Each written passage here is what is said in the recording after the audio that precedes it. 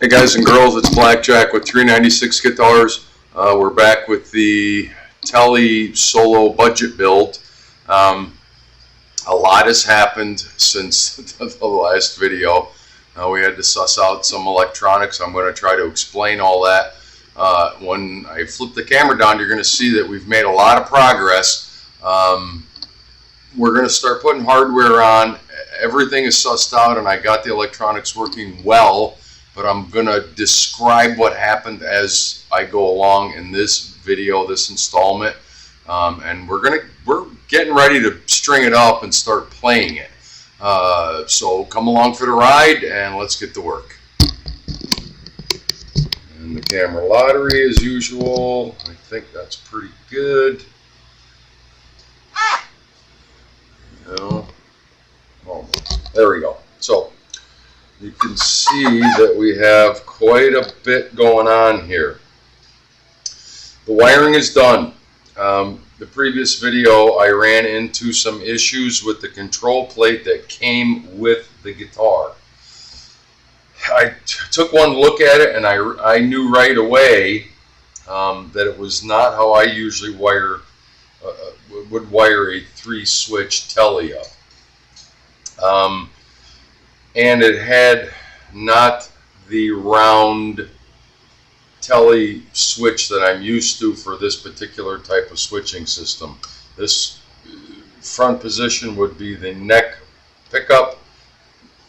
The lower position would be the bridge pickup, and in the middle would be both. And the diagram, the wiring diagram that came from Solo was very vague and it did not look right, and I would even go as far as to say that they had the control panel wired wrong. The switch is actually it's from offshore. I'm just going to say offshore instead of inserting country from other side of the planet. I don't like those. I tried to switch it and source a better switch for it, but I ran into a secondary issue, of course, after I had already went through the process of shielding everything, and you remember that from the previous video. The pocket and the bridge plate and control panel is slightly smaller than what a real Fender would be. That being said, when I went online and I ordered a better switch plate with, instead of 250K, 500K, and that doesn't mean anything. Pots. Sometimes I use 250Ks. I have some of my own bass guitars. I use 250K. The 500Ks are not necessarily better. They're just different. But they would not fit into the routed out pocket, and I didn't route that out. That's the way the body came.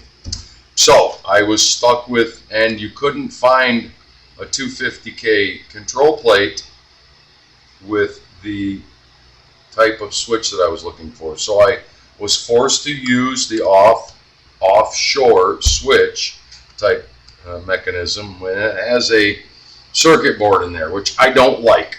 I have said that many times, but I sussed it out and I was able to go, okay, this is how it works in relation to what an original Tele 3-switch, 3-position switch would work. And I had to do a couple of little jumper wires, and it was quite tedious, but I got it sourced, I got it sussed out, I got it soldered up, and it's in there. I'm sorry not to show you all of that because it literally took me a little bit of time to do that, and I wanted to save some video time for putting the headstock gear together. I put 3 of them on. These are not bad. They have they pop through the back. They have the bushing that I love that screws into the machine head. Don't kid yourself, these are not like Fenders. That's not what we're doing here. We're making a beautiful little guitar that's going to play like $1,000,000 and it's going to look like $1,000,000, but it's still a budget build. I did have to invest a little extra money in some other electronics, but we're going to get there. So, tuning machine, washer, and bushing. You pop them through from the back. You put your washer, you put your bushing, you finger tight only. And remember, this is all fresh paint and fresh clear coat up here. I did buff it down and it seems to be hardening nicely, but it's time to put this machinery back on there, or on there for the first time.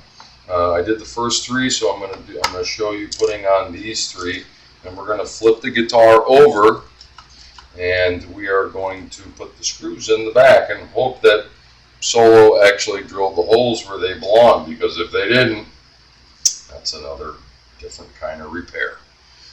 Because we have to put these little tiny screws in there. I don't know if the camera will pick that up, but these little tiny screws go in the back to hold the tuning machines in position so that they can't swivel anymore. You see how they're swiveling.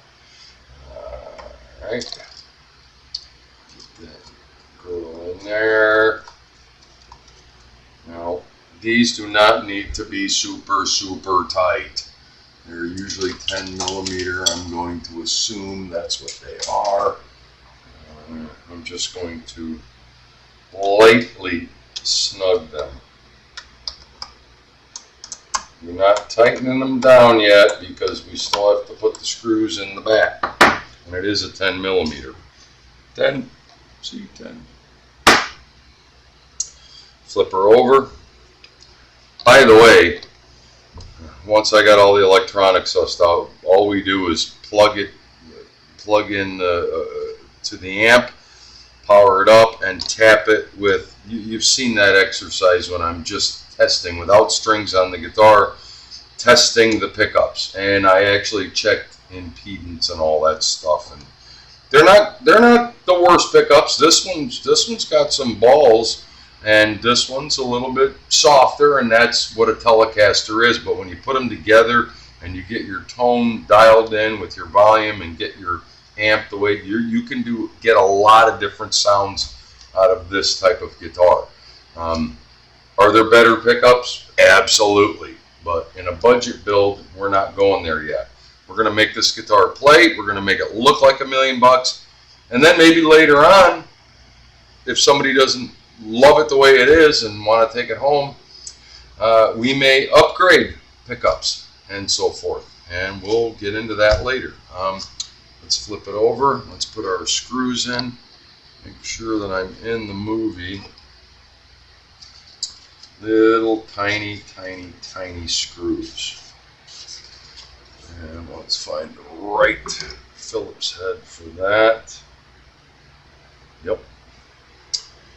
So far everything is lining up and they look pretty straight. We won't know until we drive them home. There's just one little drill hole that holds the tuning machine from swiveling. And again, these do not need to be super tight. They need to be snug, but not super tight.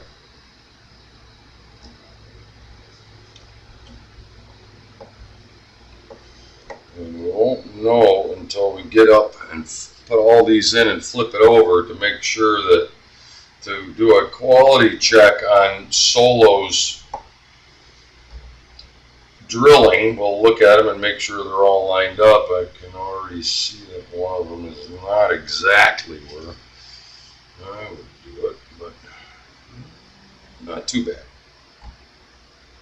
And generally, as long as they're within a millimeter or two, I wouldn't go more than a millimeter off. That one right there looks like it's off. You won't notice it. The eye will never catch it. And you know what? You can find really expensive guitars that these little drill holes were not put in perfectly at the Fender factory or the Gibson factory or the Ibanez factory. But if the eye doesn't catch it, you'll never know. And if they're really goony goo goo, the eye catches it, well, then we have to fill, over drill and fill the hole, and then re-drill it to get it to where we like it. Now, I'm not tightening these all the way up. I'm just making them snug so that I can flip it over and get an eyeball on the business end of the guitar, which is what everybody sees. Back here actually doesn't look too bad. I mean, if I was building my own guitar from scratch, I would put a straight edge on that and do a whole million measurements, but if what we do is line all the tuning pegs up and then get a really good eyeball on it, and if something doesn't look like it's way out of shape and the eye doesn't catch it, which it doesn't, we're golden. So we're going to snug up the bushing bolt on each one. And again, you don't need to put a wrench on that. You saw I didn't even pull a ratchet out. That's a socket, a 10 millimeter socket. I did it by hand. That's all it needs. And you don't need to, it's not a wheel on a car. There's no safety issue, okay? They just need to be snug. One last little turn to make sure that we're home and that none of them were stripped out or didn't catch purchase in the wood.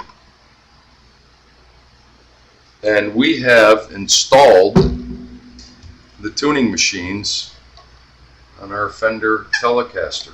Beautiful. And every step that you move, it starts to look more and more like a guitar. Now you'll notice I have the saddle pulled out of here because these holes were not friendly to me. I've gone in and out of there several times while I was wiring up, so I do have to repair some of these holes. And in fact, I'm going to repair all three of them. I'm going to put a little bit of dowel in there and re-drill them because these screws are not tightening down the way they should. And I would say part of that is they used the wrong bit when they drilled these holes in, and part of it is that the wood is not as hard as maple or alder or insert, type of hardwood. This is basswood. It's not as hard as other hardwoods, and that's an easy fix though. And I'm going to tell you exactly how we do that, and I'm going to get a whole bunch of comments. I apologize for the top of my head. That's called a toothpick. And we're going to cut off the tapered ends and we're going to glue them down in there. I don't need to over drill that and go as far as I did with the G&L base. We just need to put something in there so that the screw can find more purchase and snug up. And that is an old guitar repair guy's trick, and they work just fine. It's not that they won't tighten up. They're not grabbing all the way. So we're going to fix that up. Some of this stuff looks like scratches, but it's not. I'm going to pause really quickly while I get ready to string this up. I may actually pull this out and do this repair now and drive those home because I'd really like to get this other saddle in there, string it, and hear it make sound in this video. And let's just pause quickly and let me ponder that. So we're back. Took the screws out of the bridge plate and lower pickup. There is our ground wire. These are the holes that I'm not happy with, and I have decided that I am so not happy with that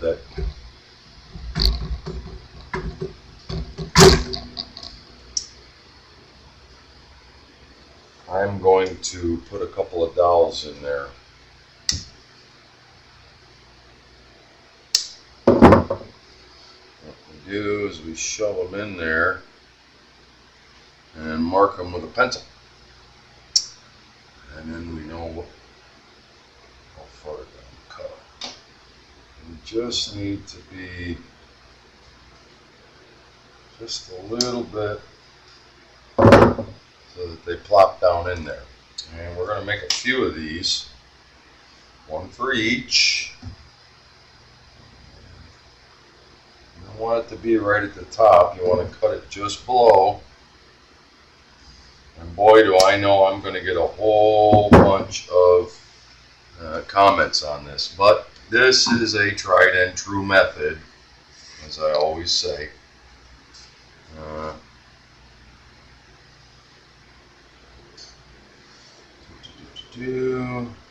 Stand by 1 second.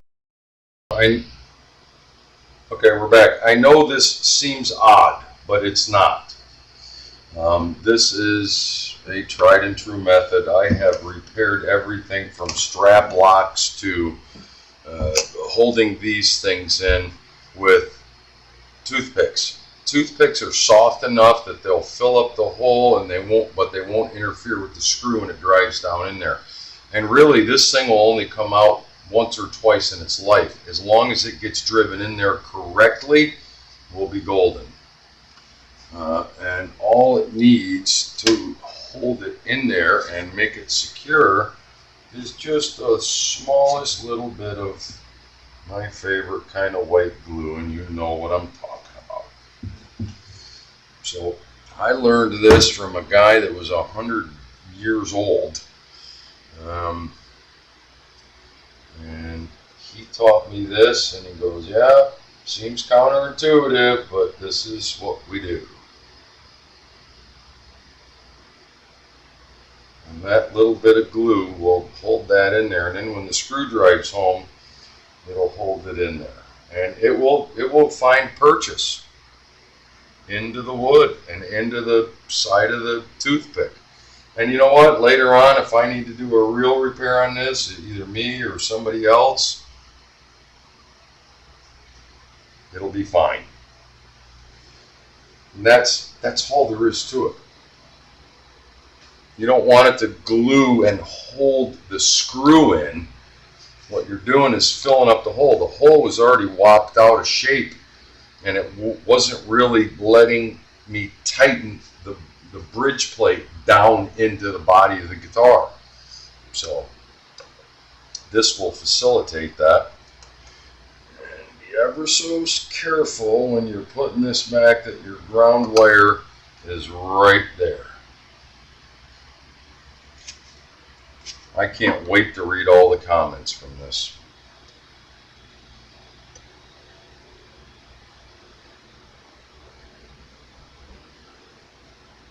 This puppy will tighten up like a big dog now, where it wasn't before. Now, if you wanted to take the time to over drill those holes and put a hardwood dowel in there, yeah, we could have done that. But guess what? This is a budget build, and this is how we're repairing this one. Because this bridge is probably not going to get pulled off of here again any time soon. And tight. Where before they were not tightening up. Tight.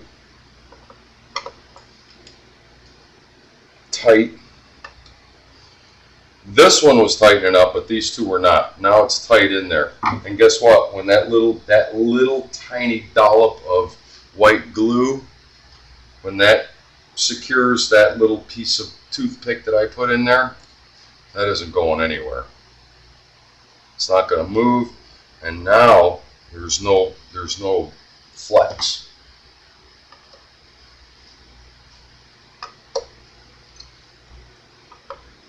To use my old neighbor from Brooklyn, New York, that is tighter than Kelsey's nuts.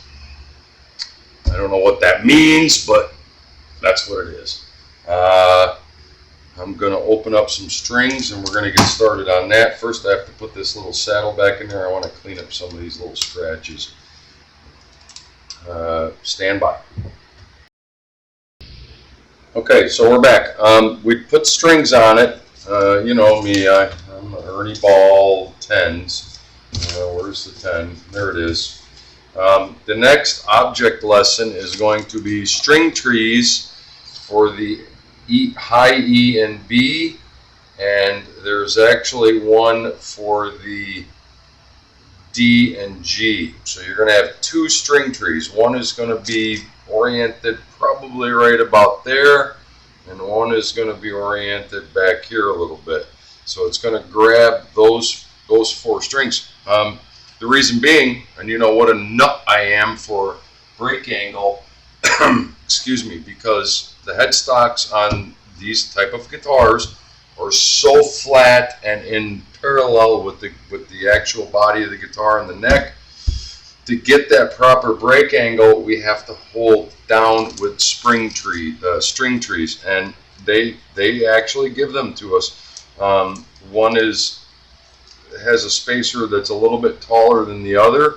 I have to loosen everything up and get them positioned where I want them. It's going to take up a lot of video time, but that is the next object lesson, putting the string trees in. Once that's done, then we can start adjusting everything and actually make sound with this instrument. But it's a beautiful thing. So far we're doing really well. Still not crazy about the string spacing. E, A, D, G. Everything looks pretty good. I'm going to double check what specs there should be and see. It just looks odd to me, but I'm a bass player, and you know, when I build my guitars, my string, it all looks even. So I had made a statement that I didn't like the string spacing, but they're all even. It just seems like the high E is too far in off the edge of the fretboard, but I could be completely out in left field on that. This is Blackjack with 396 Guitars. Thanks for playing along. We're making progress on our little solo budget build. I hope you have a great day, and thanks for playing along. We'll talk soon.